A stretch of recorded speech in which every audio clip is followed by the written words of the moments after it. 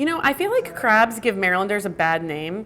People are like, oh, I got crabs in Maryland, or, oh, don't bother me, I'm crabby. Like, it's so stupid. We're better than those dumb puns. Hi,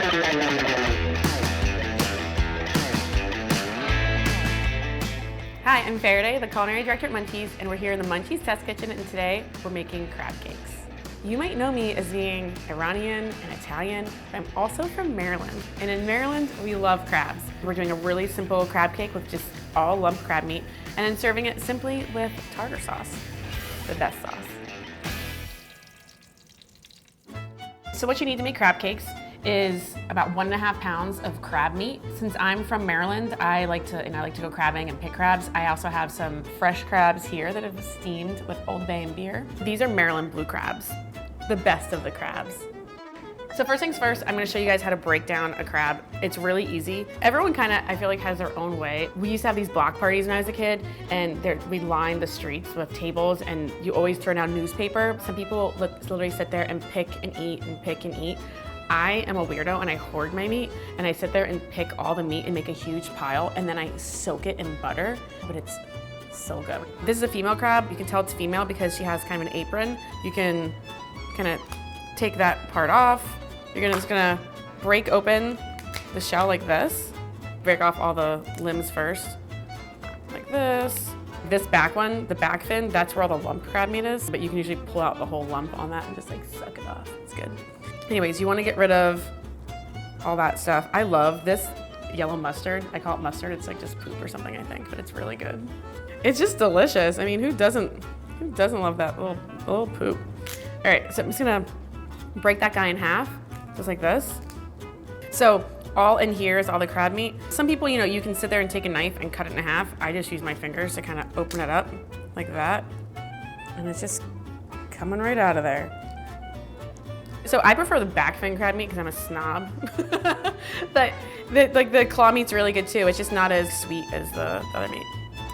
So as you can see, 3 crabs only yielded me this amount of meat, and I need 1.5 pounds. So we bought some. It's fine. But I can add this to that. So now we have a little over 1.5 pounds. I'm gonna keep eating it. Anyways, we're gonna clean up here and make our crab cakes. So I've got 1.5 pounds of crab meat here. I'm gonna add into it about 1/4 cup of mayonnaise, 1 whole egg. I'm gonna put in a tablespoon of Dijon mustard as well. Like Dijon has a nice richness to it that us Marylanders really prefer. A tablespoon of Worcestershire sauce, and then Old Bay, OLDBAE. I feel like you can't really have crabs without Old Bay in general. All right, 1 tablespoon, right on in. I'm gonna go in with my hands. So get in there, break up that egg. I'm gonna toss this rather gently because I wanna keep the lumps kind of intact a bit. This is basically as pure crab can get when it comes to a cake. You could 100% add in here right now breadcrumbs if you want, but I don't think it's necessary. But that's also why I'm going to broil it. So you can also taste it for seasoning. I know there's a raw egg in here. Chill out, it's not that big a deal, okay? I'm not gonna die yet. So I'm just gonna form this into 4 crab cakes. You can make more. You could also make these like little mini guys. You can make them big. You can make this into 1 giant crab cake if you wanted to be that asshole, but it's weird. It's really weird. No one does that, ever. So we're gonna do it just like this, nice big old crab cake like that. We're gonna put a knob of butter onto each, so maybe like a 1/2 tablespoon or so. And then I'm gonna put it under the broiler for about 5 minutes until they're nice and golden and heated through. If you didn't have a broiler, you could put it in a really hot oven, 450 degrees, some butter on top, golden brown, take it out, good to go. So the crab cakes are under the broiler. Make sure to keep an eye on them. Meanwhile, we're gonna make some tartar sauce. So tartar sauce, homemade, is very simple. It just requires about 1/2 cup of mayonnaise, the zest and juice of a lemon, a small shallot kind of minced up really finely, a tablespoon of capers, and some gherkin pickles. You can use any pickle you want, and some parsley. All right, I'm gonna cut up my little shallot over here. I'm gonna chop up some gherkins for here too. You can just roughly chop them. And then some capers, gonna roughly chop these capers as well. So I'm just gonna chop up some parsley in here, finally chop it up. The zest of a lemon. It's about a half a cup of mayonnaise.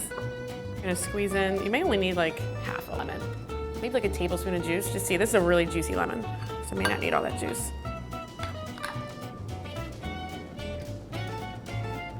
Oh yeah. Beautiful looking crab cakes over here. Okay, we're just gonna plate up these guys. At home, like usually, like you'll get like 2 crab cakes like that, like, and that's like 1 person. Load her up.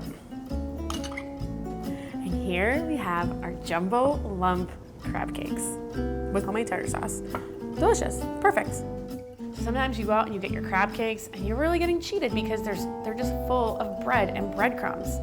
Not in these guys. These guys are just pure, beautiful lumped crab meat. The way a good crab cake should be.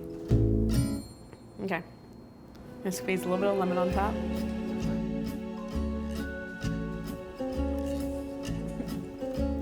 That's perfect. All crab, tastes like summer.